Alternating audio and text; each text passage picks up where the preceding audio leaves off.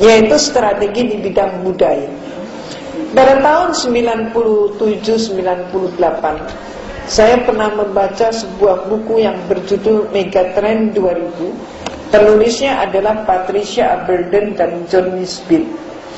Mereka mengatakan tahun 2000 nanti, berarti kemarin lalu, 2000 nanti, maka manusia ini akan dibawa oleh suatu kekuatan arus besar.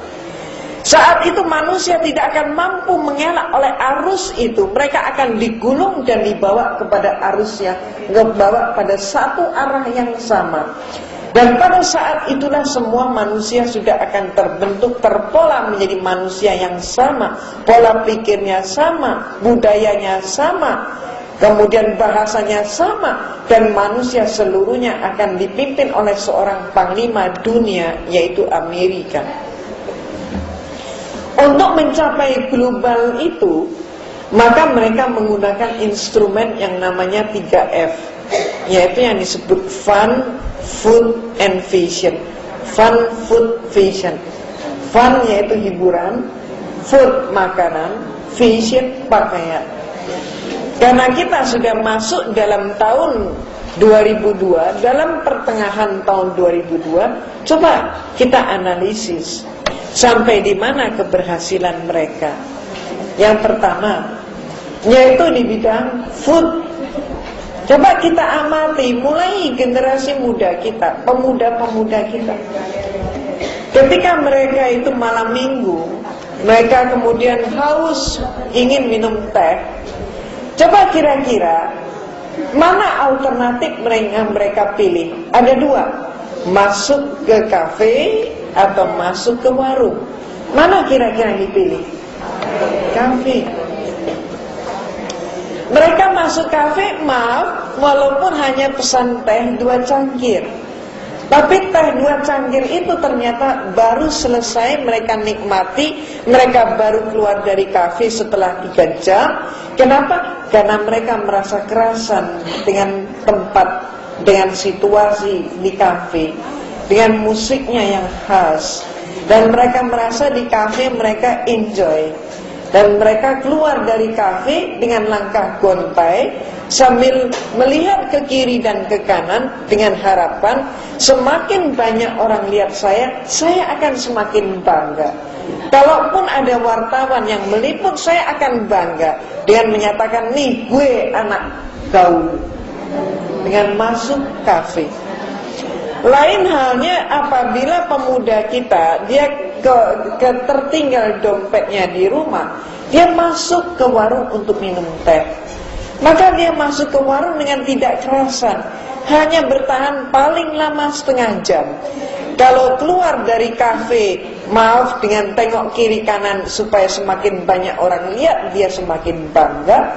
Maka dia keluar dari warung, tengok kiri kanan dengan harapan jangan sampai ada orang lihat saya, apalagi pacar saya, jangan sampai tahu kalau gue nih anak warungan. Gengsi mereka. Begitu juga kalau ibu-ibu amati, ketika mereka itu keliling ke mall, seringkali mereka keliling mall sambil nenteng minuman. Coba diamati minuman apa yang mereka bawa keliling mall dan mereka bangga sekali dengan minuman itu. Kira-kira minuman apa? Apa mungkin misalnya minuman khas Indonesia, yaitu misalnya saja es kelapa muda? Nggak mungkin. Bajigur kali? Ibu pernah nonton generasi muda kita bawa bajigur keliling mall? Cincau keliling mall? Nggak mungkin. Tidak mungkin mereka melakukan itu. Kenapa? Tidak gengsi, malah malu-maluin gitu. Malu-maluin bajigur, cincau kok dibawa keliling. Coba kalau kita sebut saja merek apa misalnya, Coca-Cola, Green Sand, Champagne, dan yang lain-lain. Jadi apa kesimpulannya? Mereka bangga dengan produk barat. Dan segala sesuatu yang dari barat itu mereka anggap yang paling baik, yang paling bergengsi. Maaf, kita jangan ngoreksi anak muda saja. Coba kita koreksi juga, maaf, diri kita sendiri. Sebagian daripada kita kaum ibu, mohon maaf, juga sudah terpengaruh budaya ini.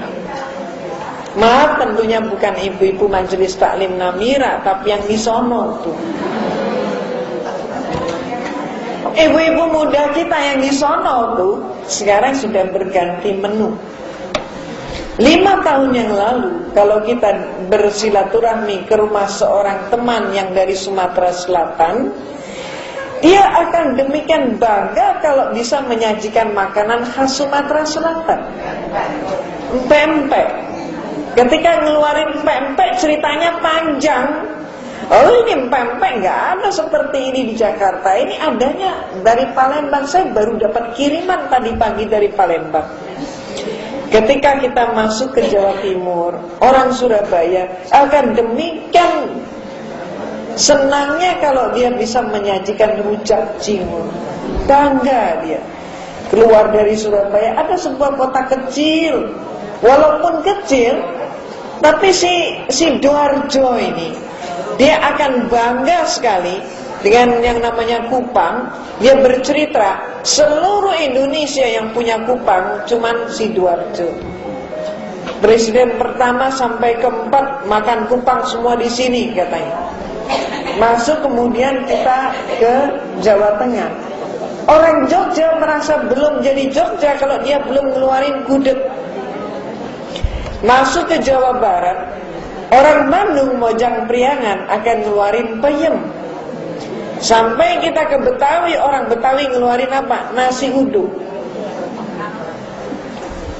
Ibu-ibu, itu 5 tahun yang lalu masih terjadi. Sekarang semua itu sudah hilang. Ibu-ibu muda kita demikian gengsi.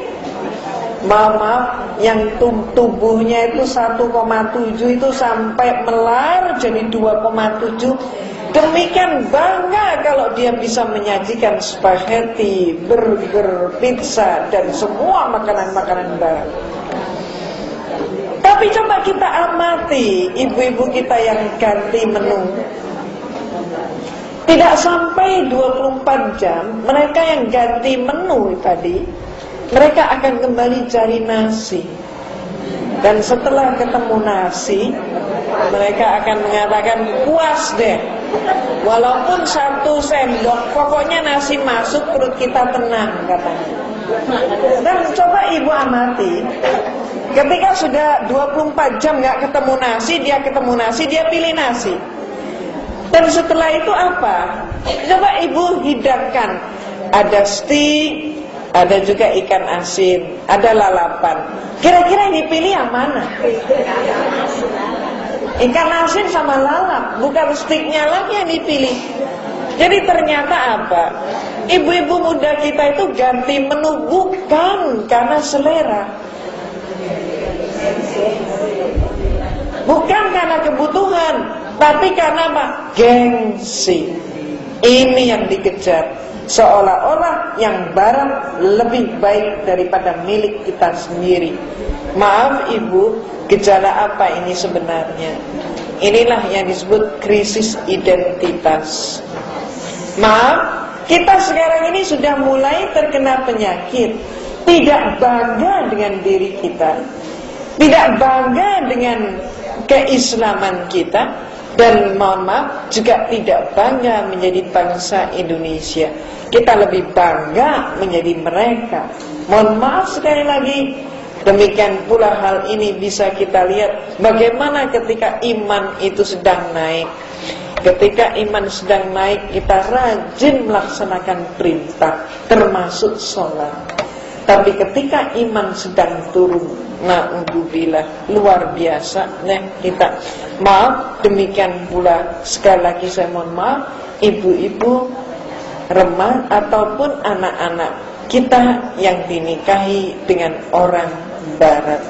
Mereka kadang lebih barat ketimbang orang baratnya sendiri. Dengan maaf, dengan pemuda bangsa kita mereka tidak tertarik. Kenapa? Made in Indonesia. Lain. Kalau dengan orang barat mereka mengatakan made in Europe.